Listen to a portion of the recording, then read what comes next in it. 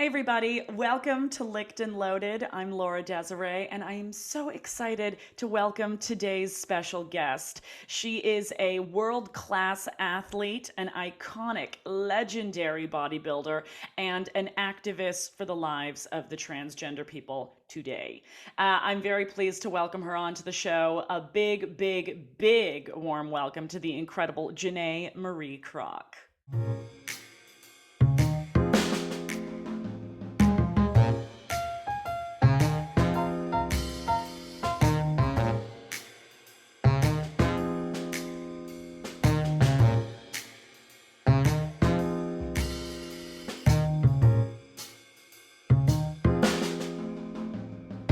So wonderful to have you on the show. Today we're welcoming Janae Marie Kroc. How are you? I'm doing amazing. How are you doing? I am excellent. It's so great to get to speak with you. I'm late to the game, but I just watched Transformer on Netflix. Oh, thank you. Glad you enjoyed it. Yes, what an incredible story, and we're going to get to all that. But I want to start with your life, pandemic wise. How are you doing through this last year of this ridiculous and horrible pandemic? Are you doing okay? Overall, I'm doing pretty well. I've been pretty fortunate. None of my family or friends or myself have been really adversely affected as far as health wise. I did have it, and so did a few of my family members. But for us, it was pretty mild, so we were pretty lucky. Wow, Yeah, you had it. yeah. Honestly, like it was pretty mild for me. I felt horrible for about 24 hours, and then I had a persistent cough for a few weeks. But really, that was about it for me. So I was one of the lucky ones. Well, yeah, because you hear about these lingering effects, right? This long-term health effects that are a potential. And I know, how important physical, activity is in your world. So I'm Mhm. glad you weren't left with any of that. Yeah, I was a little bit concerned about, especially cardiovascular wise. And I do a lot of mountain biking now. I compete jujitsu and I'm into a lot of things. And I was worried like, oh my gosh, is this going to impact my cardio? Am I going to have breathing issues after this? Like I said, I've been fortunate. It doesn't seem to have affected me at all like that. And like I said, when I got it, it was just kind of like kind of like felt like having the flu. But I was really wiped out for about 24 hours. Didn't get out of bed, and just felt exhausted and didn't eat that day. But by the next day, I started feeling better. And like I said, the biggest thing was I had a lingering cough for a few weeks, and that was about Yeah. it. Have you received the vaccination yet? I haven't. I'm going to be shortly.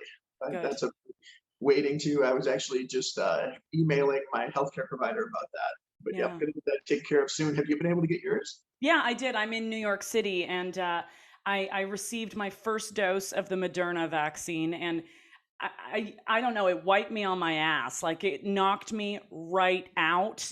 Maybe I'm just a big, wuss about it, but I've also heard running around the rumor mill that if you've already had COVID, whether or not you knew about it, the first dose is supposedly worse than the second dose, and vice versa. If you've never had COVID, it's the second shot that kicks you down, But who knows if that's fact? That's just me speculating Yeah, here. I don't know. From a healthcare perspective, I'm not really sure. I mean, so basically, like I'm a pharmacist too. I don't, but when people have a reaction to the vaccine, it's your immune system responding to a foreign substance. So it's not you're actually not getting sick from the vaccine. What it is, it's your body responding to it. So it's your own immune system reaction. And I suppose that could make sense if you've already been exposed to it, your body knows what it is and it's responding to it. But yeah, I can't confirm whether that's 100% true or Right, right. Dr. not. Croc, I'll be calling you if I feel it for my second round. I'll be saying, "What the hell is going on here?" But Uh, it's such a thrill to get you on the show, and of course in beautiful video format. You look lovely. I'm so thank thrilled you. to be able to see you, and there's a lot has happened in your life and also in society's, I guess, conversation, understanding and embracing of the trans experience since your 2017 doc Transformer, which was a Netflix production. I want to talk to you about life since Transformer. Catch us up. Okay, yeah. So, I mean, a lot has changed. A lot's still the same, but Mm. yeah. So my boys, a lot of people commented on the relationship I have with my sons, and they were obviously a big part of that. And they're all grown up now. My youngest is in college. He's He's a freshman in college. He's on the pole vault team at Davenport University, so he's super excited about that. My oldest is a senior at University of Michigan. He's getting ready to graduate with his bachelor's. And then my middle son's an iron worker now, and my brother's an iron workers union and got him in, so he's working as an iron worker. So yeah, hard to believe, but they're all young men now. And yeah, as far as myself, I know a lot of people ask about the whole job situation because it happened at the end of the documentary. So it took me about 11 months, but I did find another job as a pharmacist. Worked in a hospital for about a year and a half. And then I left that about a year and a half ago to focus on activism, writing, speaking, and everything full time. Little did I know COVID was going to hit. And last year, I had a lot of speaking engagements booked throughout the entire year. And of course, virtually all of those got canceled. I did a couple virtual conferences, but that was really about it. So that was kind of a rough impact for me. That was one of the biggest impacts it had on my life as far as like financially. I had to kind of figure things out and what I was going to do because that was my primary source of income. Yeah. And yeah, basically every single conference except, like I said, a couple went online, but other than that, they were all canceled. And all that stuff is still on hold, as I'm sure most people are aware. So, but yeah, so then, so still doing a lot of writing and stuff. And then also I just recently opened my own gym. I'm actually in the process of that right now. And so super exciting and having a lot of fun with that. And a little bit nerve wracking. It's a big investment and you know, a lot of time and energy, but really excited about that. We're just opening up right now, and grand opening's on May 1st in a couple weeks. And yeah, so that's kind of where I'm at now. Still, you know, still training all the time, and recently started practicing jujitsu and started competing in that, and really enjoying that as well. But yeah, overall life is great. I can't complain, and I Yeah. feel very fortunate. Yeah, and it sounds like you're, finding ways to work with the conditions of the world right now, which is something we need to applaud ourselves for. Tell us more about this new project. I'm not sure. I need more detail. Let's say. Okay, so so it's a gym that's primarily like powerlifting focused, but it, you know, everyone's welcome, of course, and but we finally primarily focus on strength athletes and, you know, the stuff that I'm really passionate about: powerlifting, bodybuilding, strongman, all that kind of stuff, and really any athlete that's serious about gaining strength. And I've wanted to do this for a long time. It's something that I've been going back and forth on for years, but what I was unsure about was whether it was financially viable. You know, Right. can I cater to this little niche and still, you know, pay the bills and keep the lights on? And so that was my concern, because the gym industry is so competitive. Then with COVID and everything being shut down, fortunately right now the gyms are open here in Michigan, you know, with certain restrictions, but that shouldn't impact me as far as going forward. And I'm hoping once, you know, the vaccine is more widely distributed and we can get back to more semblance of a normal life, that things will go well. But right now everything looks very positive, and it's super exciting, and yeah, can't complain. You're also a celebrity now. That also happened. You're very much, a person who's out there in, the news media headlines. You've got a big fan following. So what's life like after, stardom, let's say? How's that adjustment going? You know, it's one of those things that you know, it took a little bit getting used to at first, right? Getting recognized out in public and things like that. And I had a little bit of that from my success in powerlifting, you know, beforehand. And, you know, I Yeah. was on like powerlifting magazines, but that's a small community. Like, so in the strength world, I was very well known. So like if I was at an expo, like the Arnold class or the Olympia, yeah, I'd walk in and it was like getting to play superstar for a weekend. But then when I go home and I was just another big jack person, right? Like, so go back to normal life. And now there's definitely more of that. And obviously, you know, different, like it's more mainstream now, and different people recognize me, and it's very interesting. But you know, it's not the kind of fame that like mainstream Hollywood stars or pro athletes and, you know, in the mainstream sports face. But it gives you a little taste sometimes of what people go through, and there's definitely a lot of positive aspects to it. I think the nicest thing about the whole thing is the ability to connect with other people and have an impact on their lives, and hopefully in a positive way. And that's one thing I'm very thankful for, is I receive a lot of messages through social media and my website, just about, like, you know, people that saw my story and it inspired them, or maybe they could relate and had similar issues, and I helped them deal with all the feelings they were having. And that was really my main goal of when I agreed to do the documentary.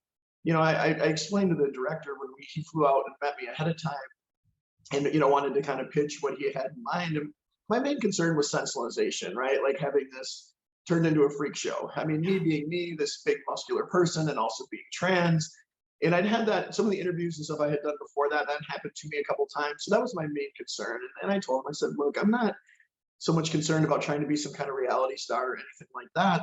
But if my story, if it can help inspire people like me and help educate people that don't understand, then I'm all for it. And he was really on that same page. And I was really pleased with the job he did on the documentary and how he just told our story. And there was no political bias. There was no agenda.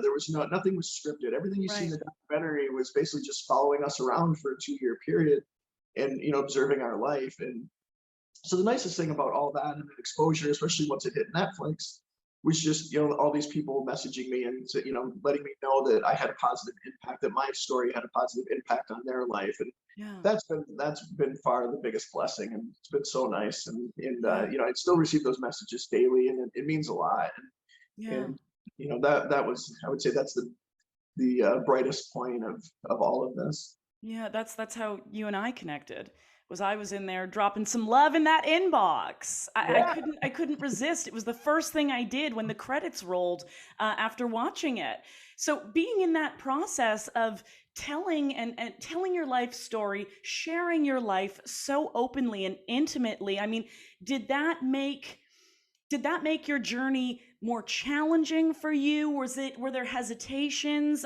How did that even feel, being just so open to a camera and sharing, some of the challenges in your unique life? Yeah, I think by that point, I'd been hiding everything for so long. By that point, it really felt like a relief and a weight lifted off my shoulders to be able to be open and honest. And to be honest, that's my nature. Like I'm not someone who likes to hide things, and the way I deal with things is talking about them and being open about it. So it was really a relief. But at the same time, yeah, it's kind of weird having cameras in your home all the time. But for me, honestly, like I got to be friends with the entire camera crew. I mean, they were back and forth, over a 2-year period quite often. They got to know me and my boys, and they became friends, and I still keep in touch with them to this day.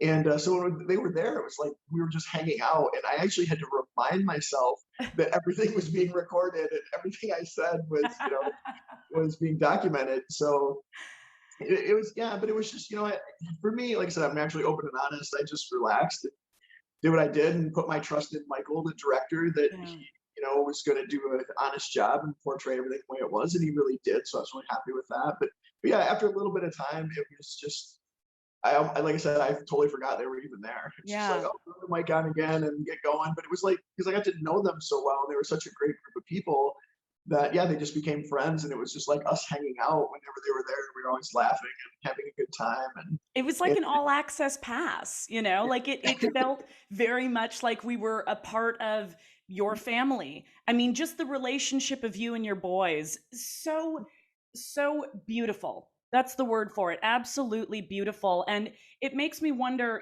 for other adults that are pursuing their transition or their identity journey a little bit later in life, after they've lived a life, and they, might have kids in the picture.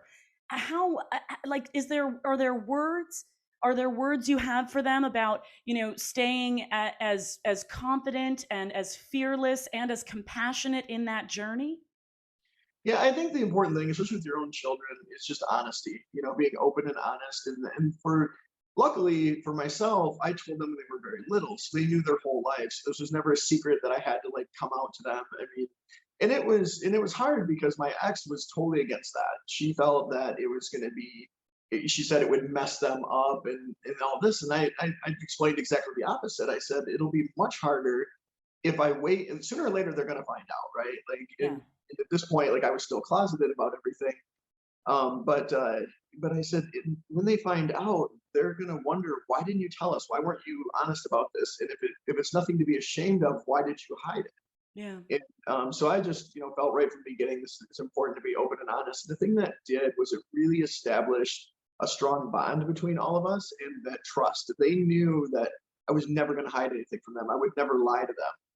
And that really had a huge impact on our relationship. And I think you can see that in the documentary. I mean, we're really close, and they're super supportive, obviously. And yeah, to them, it's just, they've known me this way their entire lives. This is just who I am, and they don't see it as being any different than, anything else. And for them, the great thing about it too was they grew up being very open-minded, understanding people are very complex and complicated, and everyone's different in their own ways. So they've never been, judgmental of other people, and been very open and accepting to a lot of different people from all over. And that, I think that is one of the most important things, that me being open and sharing everything with them help them understand and help them learn. So Yeah. yeah, if any advice would just be, honesty. And even though it's difficult, I mean, gosh, when I was first coming out, it's terrifying, right? Like you think that you're going to lose all your friends. You worry that, your whole life is going to be impacted. No one's going to understand. No one's going to love you. You're not going to have any relationships. And it just feels like the worst thing in the world. And it drives a lot of us to contemplate suicide. And I got to that point, and I went through that. And it was really rough. But just, I want people to know it. It sounds cliche, but it really does get better. It's, there's going to be some bumps in the road. It's going to be hard, but I can absolutely say with 100% certainty, it's well worth it. No matter what you have to go through, in the end, it'll be totally worth it. Just kind of, Yeah. you got to endure a few hardships along the way, but overall, it's a really good process. And I mean, for anyone to be able to be yourself, especially when you've been suppressing that, it's so important and so integral to just being a complete person and really being happy with who you are. And like I said, won't be easy, but definitely be worth it. Yeah. It's one life. We've got this one life, right? We really Exactly. do. Can I ask what pulled you through those moments? My boys, Yeah. honestly. Yeah. I don't want to get No, no. too emotional, but yeah, when I was going through the really difficult spots, um, thinking about them is what kept me going. Yeah. 100%. Yeah. I'm so I'm so excited for the people that they are, for what they've the journey that they've gone on with you and the men that they've become. I mean, we need more of this in the world. And it takes experiencing it at the level with someone like you who is there to be as completely, open and sincere with them along the way in this journey. It's incredible. Yeah, that's where I really think visibility, like sometimes people don't understand how important visibility is. And for a Yes. long time, and even now, we still have like so much of the trans community is completely hidden. I mean, I have friends, and I don't blame them, because it is very difficult to be open, and there is a serious risk of violence and Yeah. discrimination. And so I don't blame anyone that's living in stealth, but a lot of people don't understand that a large portion of our community is there every day, and they don't even know it. It's their coworkers, even their friends. They have no idea these people are trans, but these people are too afraid of the consequences of coming out. And I have a lot of friends that live that way stealth. Like there's no one. A lot of times they move, they start over, and their coworkers, their friends have no idea, and they're too terrified of the consequences to be out about it. But if everyone was able to be visible, I think people would absolutely be shocked of how many of us there are, and how quote unquote normal we are. That's like, unfortunately, media and movies have really portrayed the trans community in a very negative light.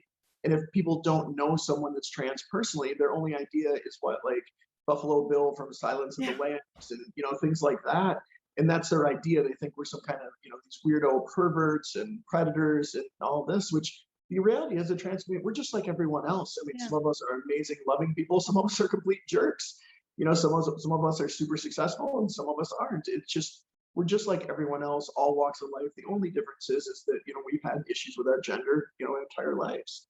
Yeah. And but yeah, visibility. If it's easy to hate something you don't understand or you've had no exposure to, but when you get to know people and someone, like I said, this is a friend, a coworker, or a family member, it's much more difficult to have that same level of hate or anger or whatever. And you just realize, like, it's not what people think it is. It's just, like I said, we're people just like everyone else.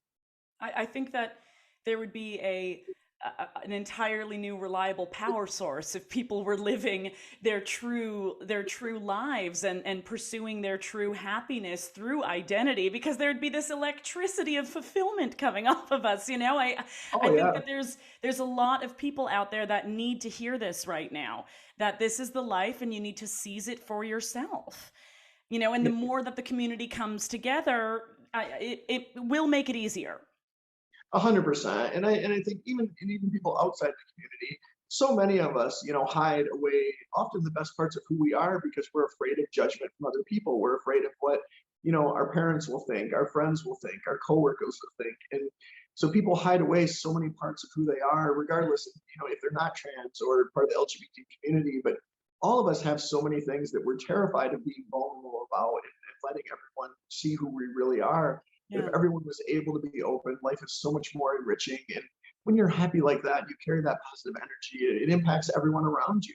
Yeah. And hopefully I feel like as a society, we're getting there and Yeah. things are becoming better, but still got a long ways to go. But yeah, I really hope that like for every single person that they're able to, be who they are and do the things they love and live their life as, themselves. And I can see where the activism comes in. I can see where that call to action within yourself and your efforts comes from. Can we get into that journey a little bit? Do you want to let us know what that experience has been like and what points of change in particular you're really behind in this lifetime? Yeah, so I mean, the biggest thing is obviously I'm an advocate for the trans community and for women in general, and especially women in strength sports because there's so much stuff women have to plow through in that arena. And so those are some of the main things that I speak about. But for me, it was, when I started getting, after the documentary came out, or even just actually after I was outed, it became public knowledge. Yeah. I started getting lots of requests to speak at, different events and seminars and things like that. And once I did, I realized like how impactful it was, and not only for the audience, the people attending, but also for myself. And just sharing my story. And then some of the most important moments and the biggest things were like after I was done speaking on stage and I'd be hanging out afterwards and just talking to some of the people who come there and just sharing our stories. And it was really, really powerful.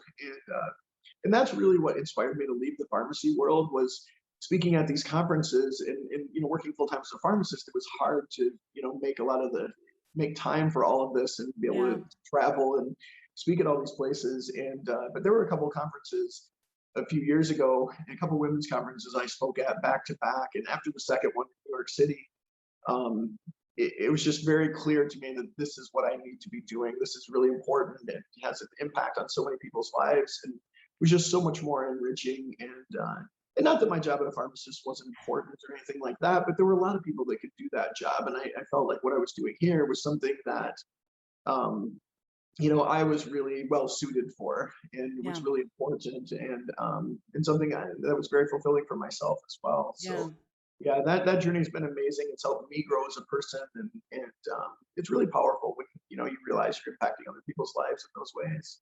Are you being approached to comment on some of today's headlines regarding trans athletes? Are you receiving a lot of that? I get a lot of questions, and it's something. So I've been planning to make. Well, I have made some videos and everything, but I haven't posted them yet because they ended up being so lengthy. It's trans athletes is something I've been, obviously being an athlete myself and being trans is something I've been very interested in doing the research for a long time, like well over a decade. I've spoke to doctors and physicians that consult the IOC, the International Olympic Committee, and looked at all the research and studied all the athletes that have been talked about in the media, and so I'm very well versed in it, and I understand it really well. And I just think there's a lot of misinformation and unfortunately intentional disinformation. And I'll be the first to admit that we do need more studies done. The studies that have been done have been on smaller populations and mostly like on middle distance endurance athletes. So we need more studies on strength athletes and sports where speed and strength make more of a difference. But all the studies we do have all indicate that after a year on hormone replacement therapy with testosterone levels either being suppressed or removed, and with appropriate estrogen supplementation, people's athletic performance decreases significantly. Like in the Yeah. one major study, middle distance runners, on average, there's about 11 to 12% difference between male and female competitors in their times. And what they found after 1 year of hormone replacement therapy, the athlete's performance decreased by 11 to 12%. So if they were in the 80th percentile as a male, after a year of HRT, they were in the 80th percentile as a female, and their times decreased proportionately. And that's what we've seen, largely across the board, is estrogen has a significant impact. I mean, obviously, testosterone causes, promotes muscle gain and fat loss, and estrogen does the opposite.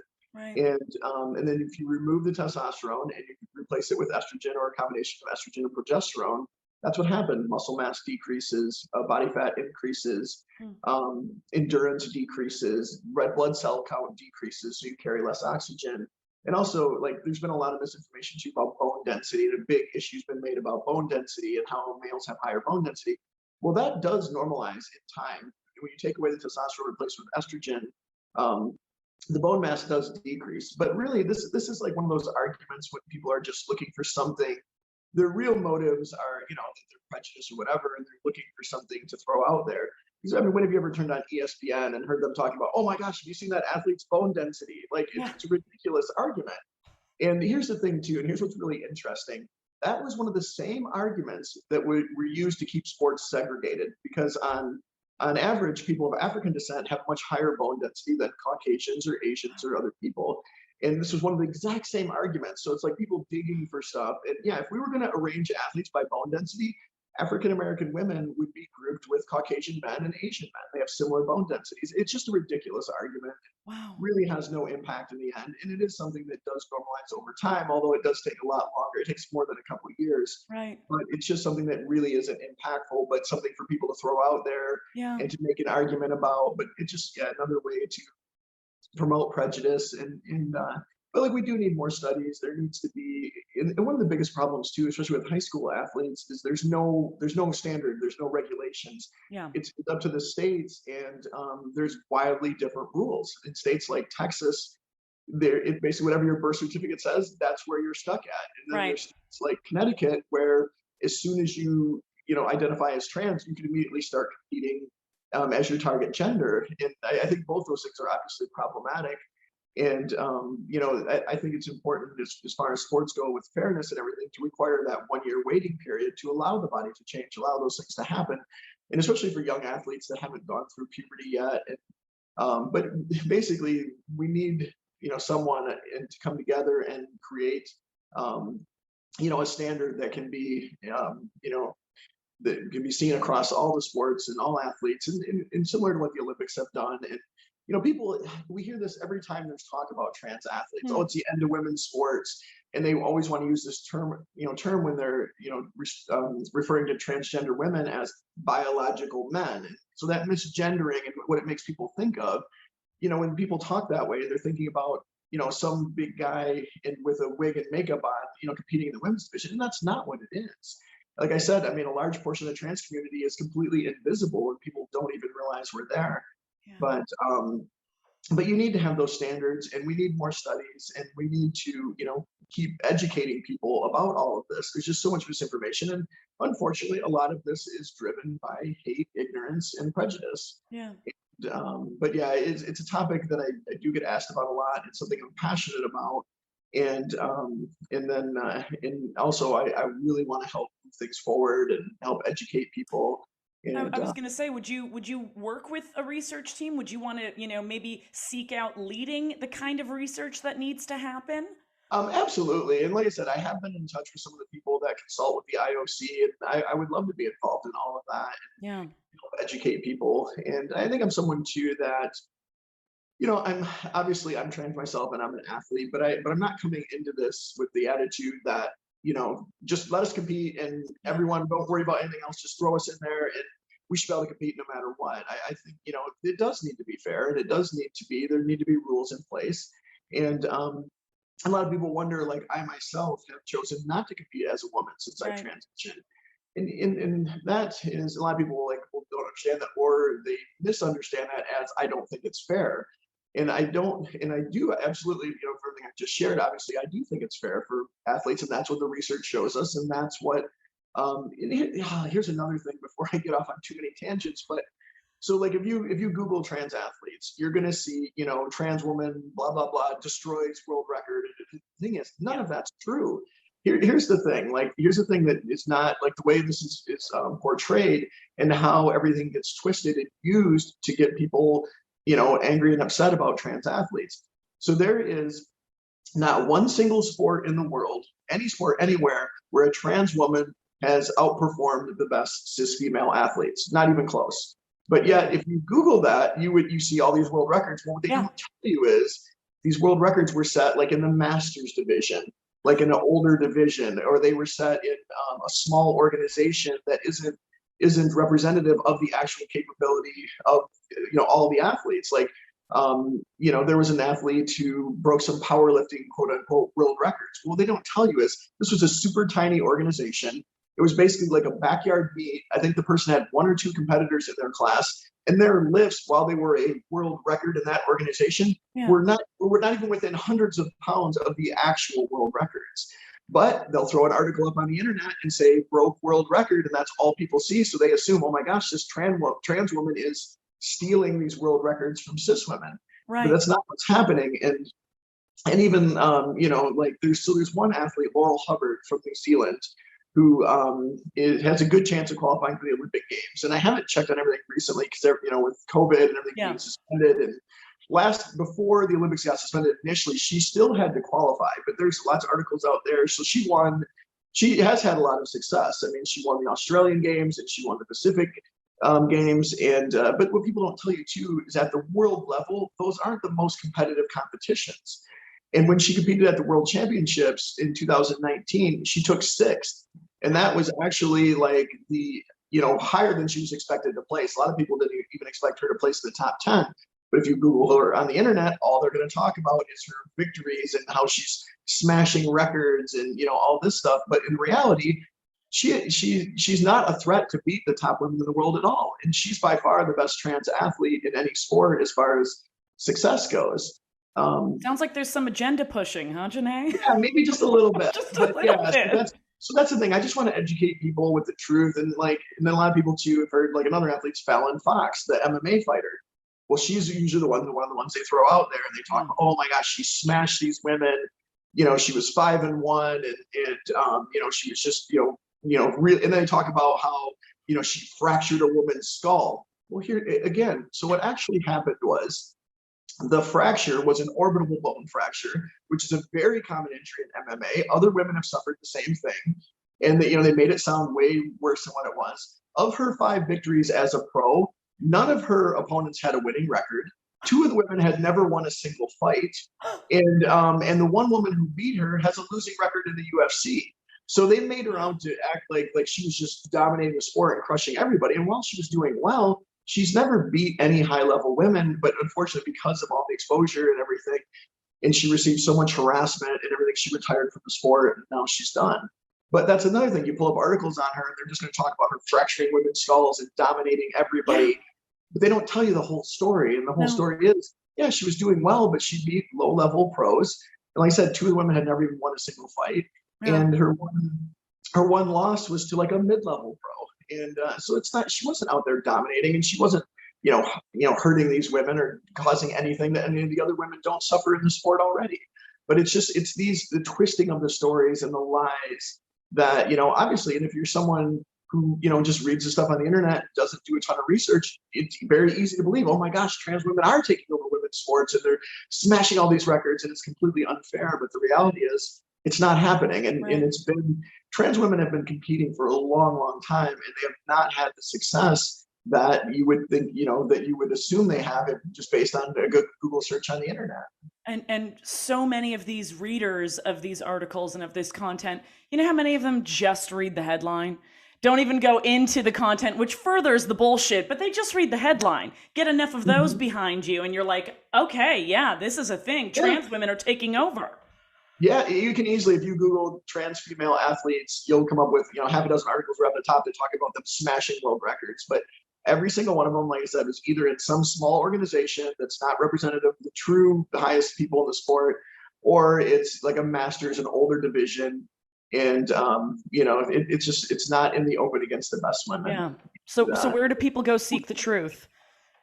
Really, you just got to do your research. Unfortunately, I wish there was like one place. I mean, obviously, I'm going to try to help spread all this a lot more, but it's just like anything else with all the agendas right now, especially with our country being so polarized. There's so much bias, there's so much misinformation. Unfortunately, you've got to do your research. If you see an article and it seems over the top, or even if it doesn't, first of all, find out, research the writer, research the website. Where do they stand on everything? What's their bias? What's their history? and also we're being, overwhelmed with all these fake articles. And, I get people forwarding stuff to me all the time. And like about, one person literally forwarded me an article about the vaccine turning people into monsters. It was like, and this is real though. I mean, it is. It's hilarious. When I No, but saw it, I Janae, couldn't there believe was a it. mention about our fillers expanding in our face. Okay, girl, so don't. I was worried for a minute.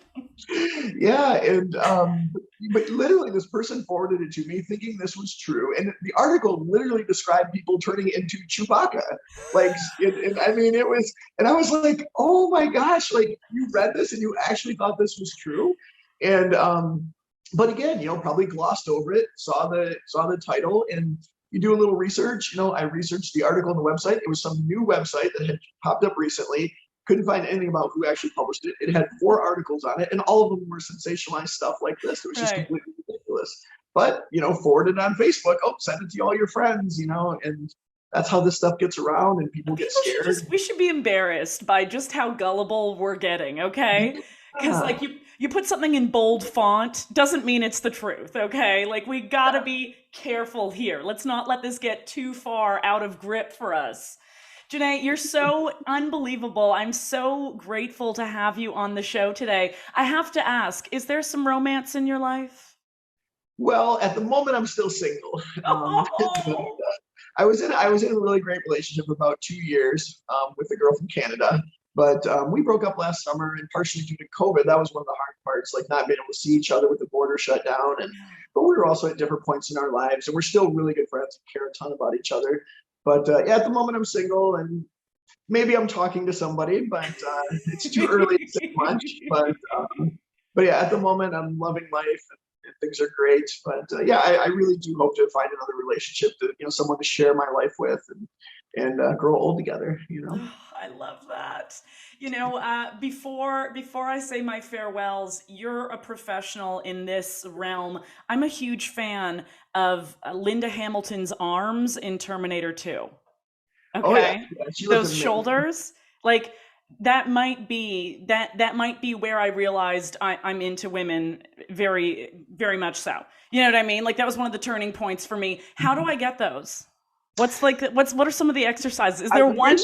Well, shoulders. I mean, obviously, lots of overhead pressing and things like that. But I mean, honestly, it just boils down to consistent hard work in the gym, and it's none of the. There's no quick, easy fix that all of us want, but it's time and effort, but yeah, lots of shoulder work, and yeah, Linda looked amazing in that. Right?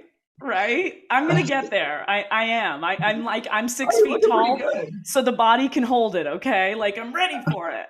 All right. Anyways, Janae, you're so outstanding. Once again, thank you. Where can all of our viewers and listeners get in touch with you? Where can they find out more about you online? Okay, so on social media, on Instagram and Facebook, it's Janae Marie Kroc, Janae Kroc on Twitter, and then my website, janaekroc.com, and that's Kroc with a K, Kroc. And then and we just have now with the gym opening up, Kroc's Gym, and that website as well. Amazing. Janae, thank you so much for today. I hope you had some fun too. Oh, I had a great time. Thank you so much for having me on. It's been a pleasure, and I really appreciate the opportunity to share my story with your audience. Thank you. Thank you. And wishing you all the very best. Thank you, Janae. You as well. Bye.